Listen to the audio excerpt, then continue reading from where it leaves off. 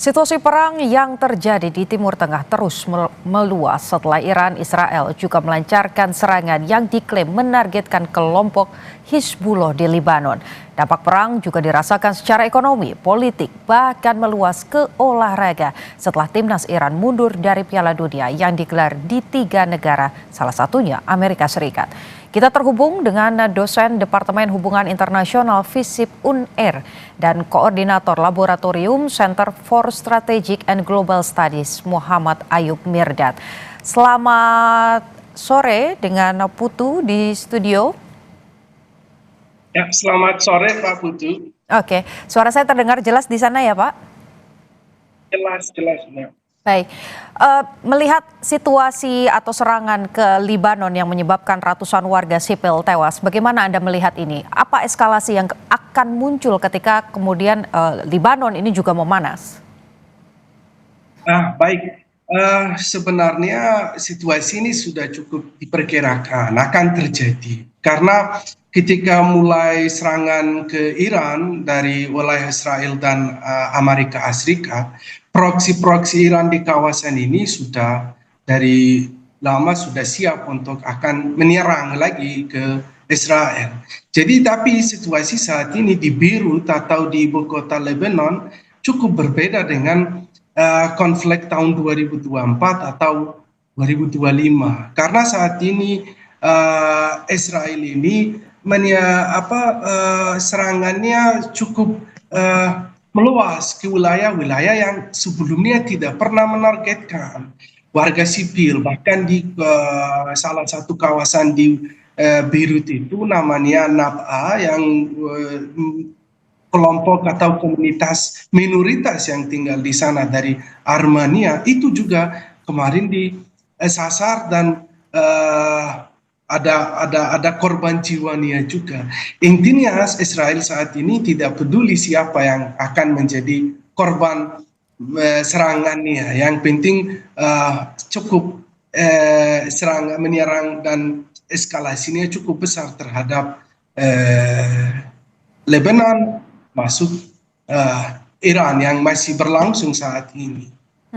Kalau melihat catatan saya begitu ya pada serangan yang terjadi pada Kamis kemarin, salah satu yang kemudian diserang ini kalau klaim dari Israel tentunya ini menyampaikan bahwa kami hanya menyerang titik-titik atau basis-basis dari Hizbullah saja. Tapi kalau Anda bisa menggambarkan kepada penonton Kompas TV, sebetulnya yang ditarget, titik-titik yang ditarget oleh Israel di Lebanon ini apakah memang banyak anggota sipil, masyarakat sipil, atau seperti klaim dari Israel bahwa itu adalah basis-basis dari proksi Hizbullah tadi? Nah, betul. Kalau Israel selalu klaimnya begitu. Kalau kami target kami Hizbullah, target kami.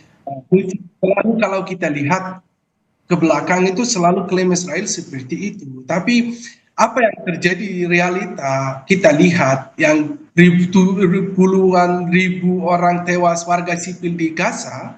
Misalnya itu semuanya warga sipil yang tidak terlibat dalam perang.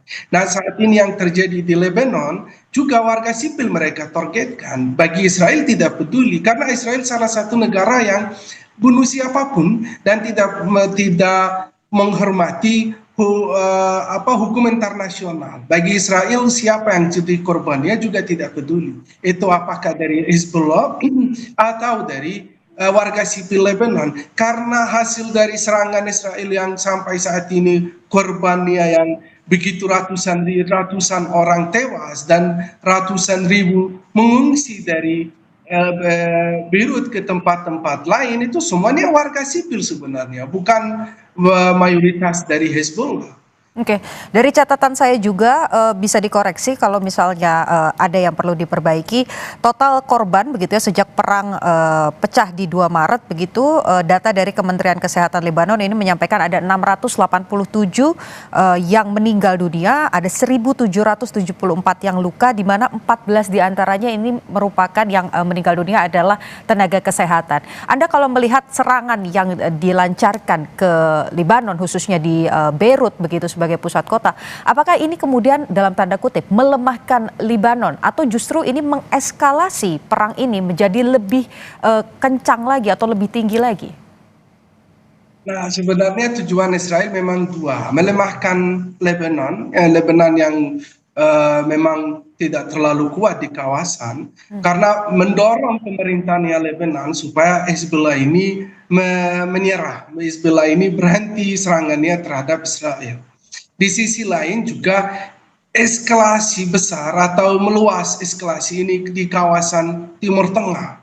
Jadi ada dua faktor tersebut, melemahkan atau mendorong pemerintah Lebanon untuk memaksa atau push Hezbollah supaya turunkan senjatanya dan tidak menjadi ancaman bagi Israel ke depan, dan juga meluas eskalasi tersebut di kawasan Timur Tengah yang kita lihat saat ini cukup dari keluar dari GCC atau Gulf State yang terjadi sekarang ke bagian Lebanon, dan akan bisa jadi luas ke negara-negara lain di Timur Tengah.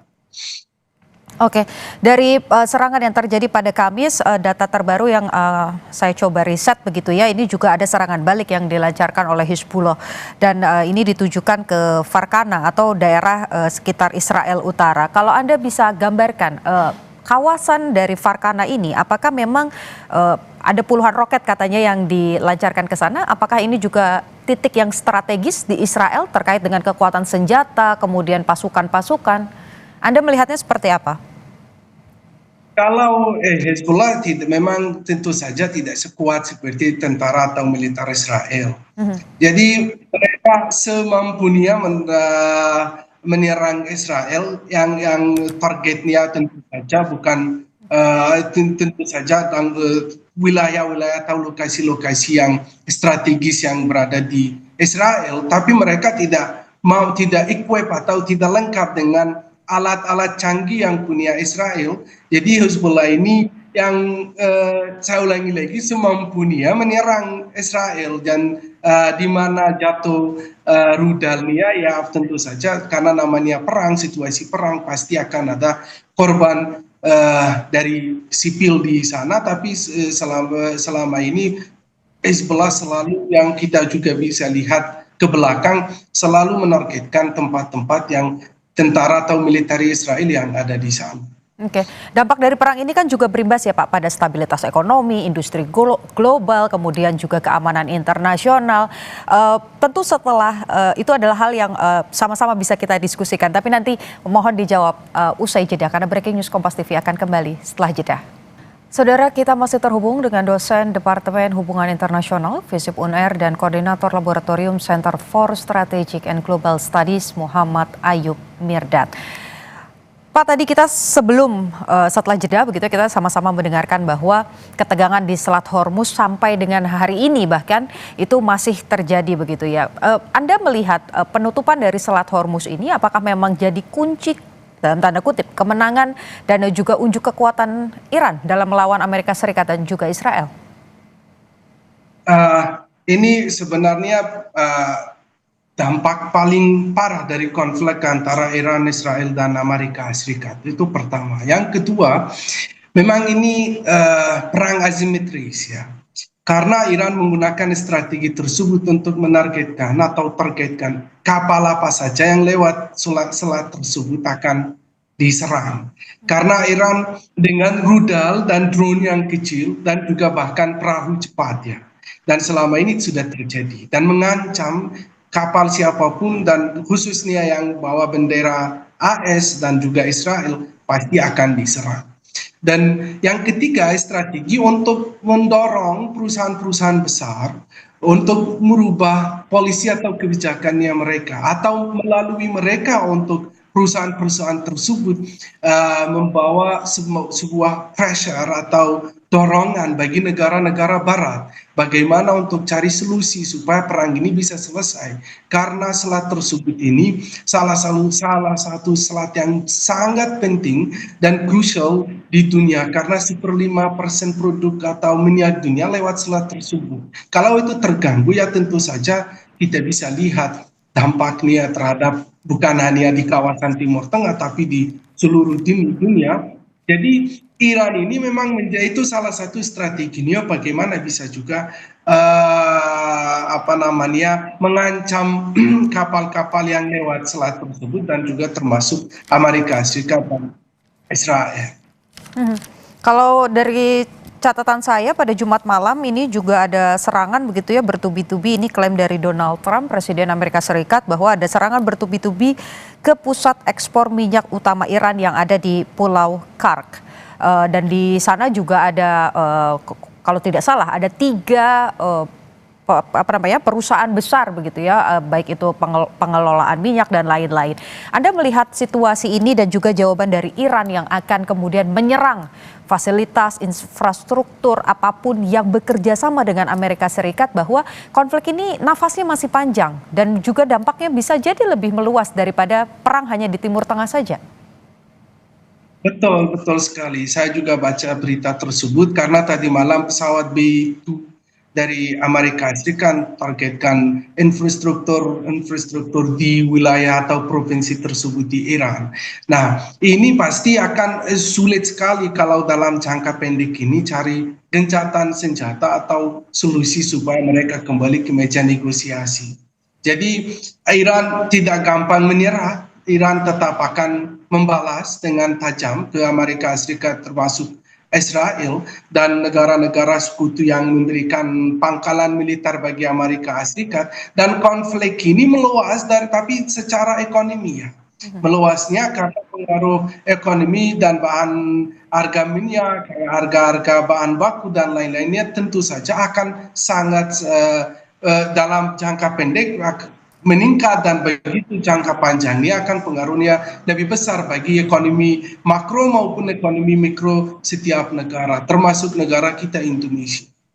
Kalau kita lihat ini kan perangnya bukan hanya soal serang menyerang basis militer begitu ya, tapi sudah ke infrastruktur energi. Dan tadi juga Anda sempat sebutkan bahwa dampaknya ini bisa kemudian berdampak besar pada ekonomi dunia, termasuk juga pada Indonesia. Kalau Anda lihat, apa yang paling mengkhawatirkan?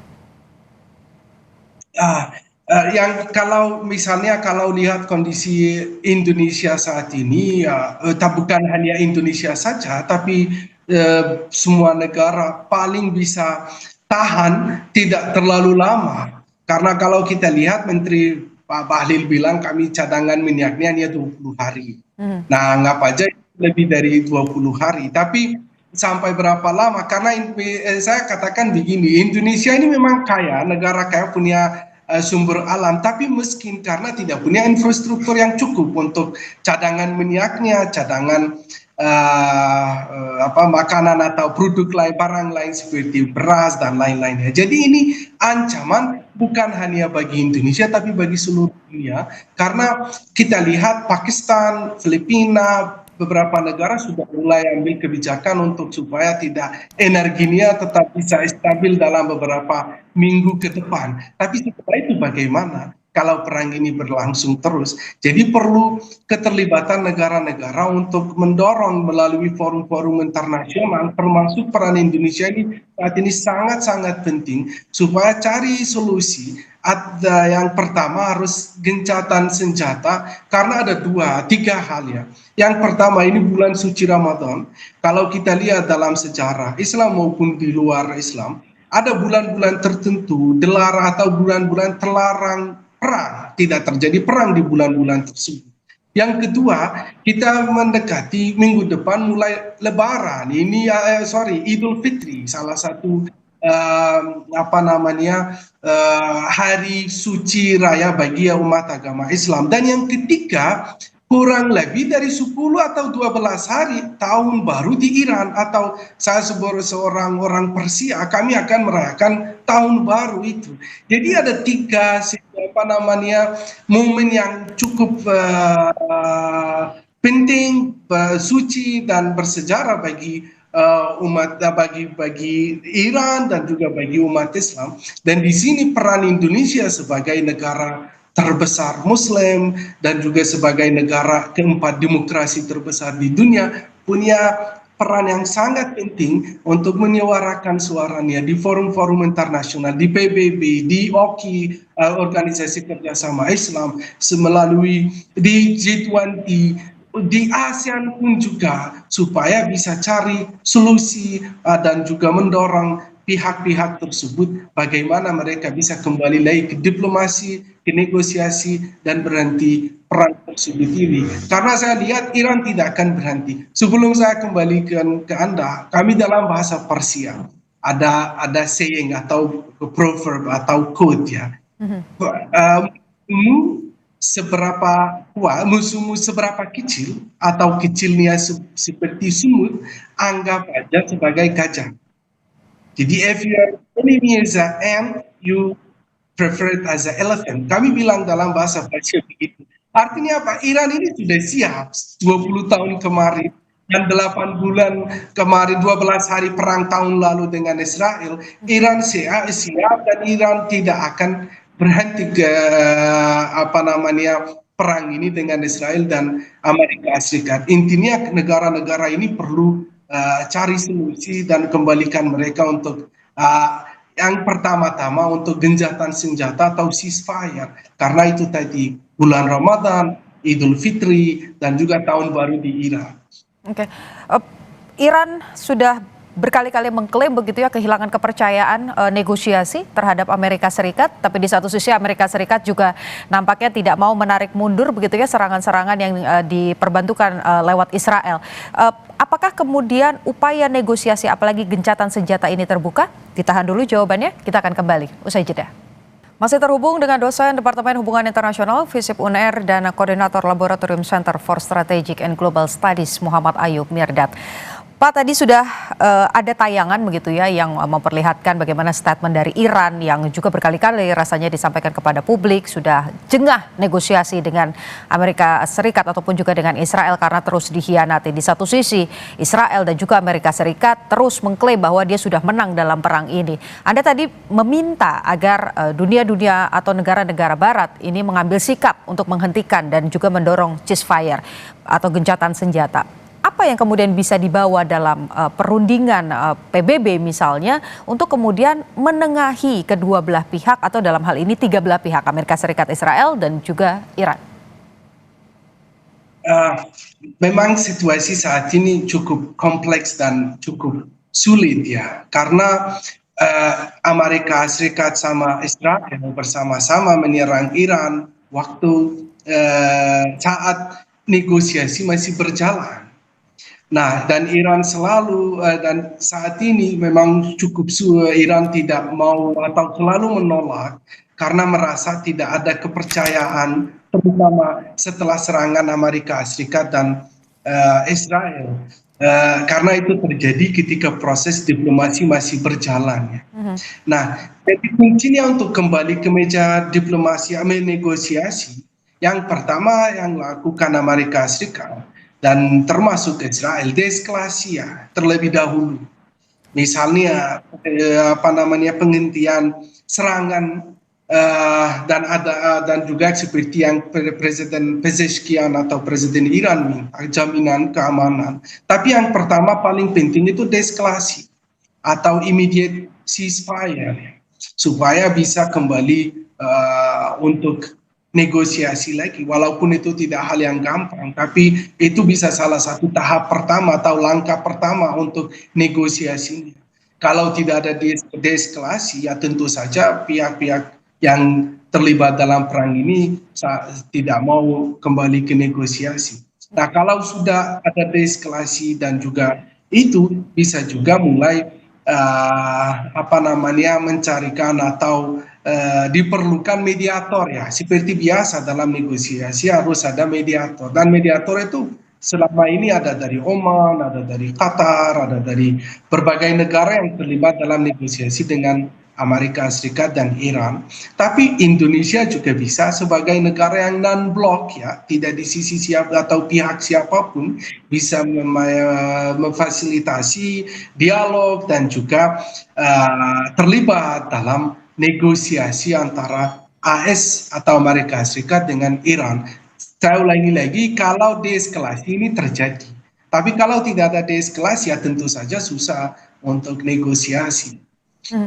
Tapi Anda yakin bahwa Amerika Serikat mau mendengar? Terakhir katanya ada telepon begitu dari Presiden Putin dari Rusia yang juga berbicara soal perang dan juga situasi di Timur Tengah, tapi diabaikan oleh Trump, meminta Putin fokus pada Ukraina. Kemudian juga PBB beberapa kali begitu ya mencoba membangun atau membuka ruang, tapi Trump nampaknya tidak peduli. Anda yakin bahwa Amerika Serikat akan mendengarkan upaya tawaran negosiasi ataupun juga ceasefire ini? Memang Trump melanggar hukum internasional ketika melakukan agresi dan invasi ke Iran ya. Tapi Rusia dan Tiongkok atau Cina juga berada di sisi perlawanan ya secara retoris dengan Amerika Serikat ya. Jadi karena ada dorongan atau pressure-nya bukan dari Rusia atau China, tapi dari negara-negara GCC, Gulf State, Qatar, UAE, Arab Saudi, Kuwait dan Bahrain. Ini negara-negara yang punya investasi cukup besar di Amerika Serikat. Atau uang yang mereka dapat dari ekspor minyaknya itu, mereka berinvestasi di Amerika Serikat. Kalau kita lihat data, investor-investor besar di Amerika Serikat pasti berasal dari negara-negara tersebut. Dan saat ini perdagangan mereka atau trade mereka itu sangat-sangat terganggu. Mereka tidak bisa ekspor minyaknya dengan lancar seperti sebelum perang. Nah, ketika ada pemasukan menurun bagi mereka ini, investasi tentu saja akan terganggu di Amerika Serikat.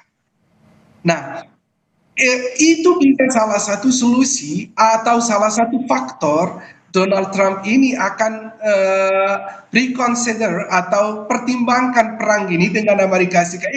Itu menurut saya, bisa jadi saya salah, tapi saya merasa seperti itu karena itu salah satu faktor untuk deeskalasi perang antara dengan AS dan Iran, dan bisa juga kembali ke negosiasi kalau negara-negara 7 negara Teluk ini bersama-sama mendorong Amerika Serikat untuk deeskalasi dan kembali ke negosiasi.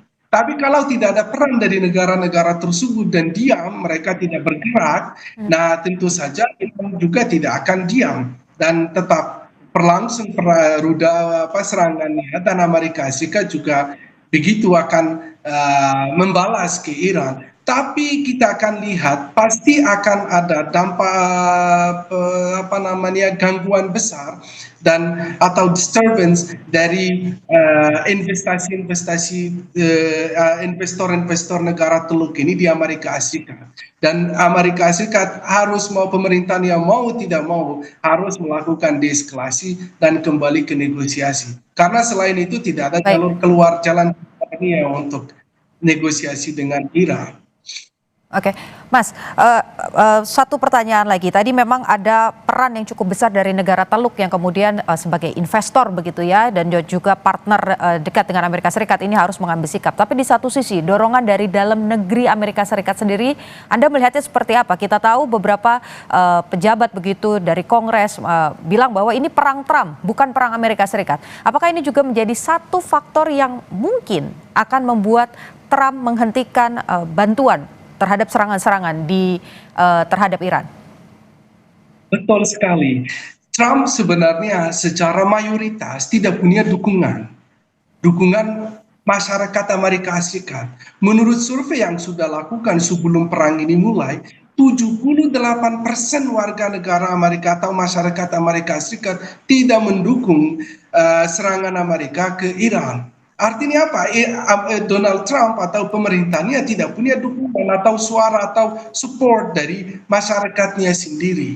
Jadi tekanan dari masyarakat karena sudah harga minyak naik di Amerika Serikat, cukup mulai harganya naik terus. Nah, nanti akan ada tekanan dari bawah juga dari masyarakat Amerika Serikat ke pemerintahnya. Jadi ada faktor-faktor faktor luar atau eksternalnya dari negara-negara Teluk dan faktor atau tekanan dari masyarakatnya Amerika Serikat, termasuk di Kongres yang seperti Bernie Sanders dan begitu dari Partai Demokrat yang selalu tidak setuju dengan kebijakan Donald Trump khususnya serangan ini terhadap Iran, pasti akan ada apa namanya pengaruh terhadap deeskalasi di Iran. Baik, Tapi susah kan itu akan terjadi secara serta-merta cepat sekali. baik. Tapi kita lihat secara apa namanya ini dua faktor tersebut ini bisa salah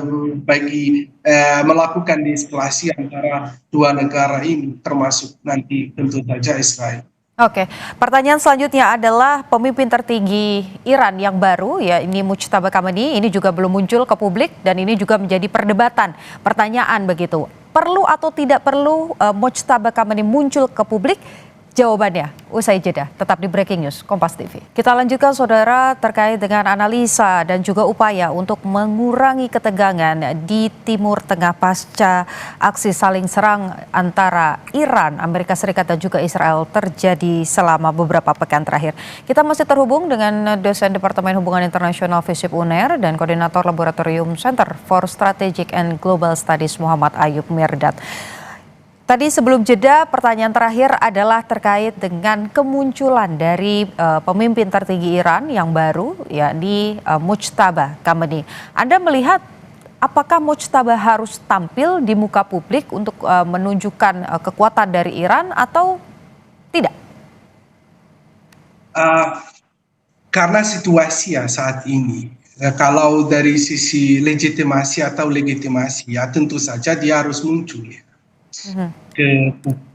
Tapi Mujtaba Khamenei ini yang cukup dikenal sebagai figur yang sudah selama bertahun-tahun tidak pernah juga muncul atau memberikan ceramah atau khutbah di pas Jumatan, dia tidak atau memberikan pidato politik, bahkan Iran sendiri tidak pernah dengar sebelum dia jadi pemimpin atau dari.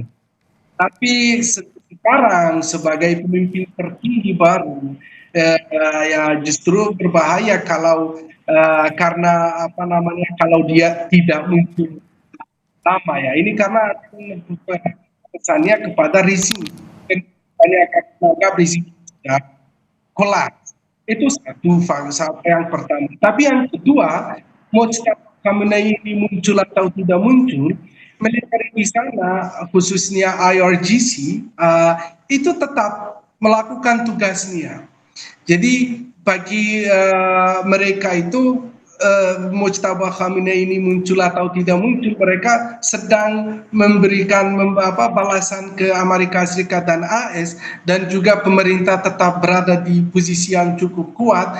Jadi dan yang ketiga, faktor keamanannya Mujtaba Khamenei, karena ada reward ya $10 juta, bukan hanya bagi Mujtaba Khamenei saja, tapi bagi beberapa petinggi Iran yang ada dari pejabat-pejabat tinggi Iran. Dan 2-3 hari yang lalu saya lihat dari AS Amerika Serikat, siapapun yang bisa menunjukkan tempat keberadaan mereka akan Amerika Serikat akan memberikan $10 juta.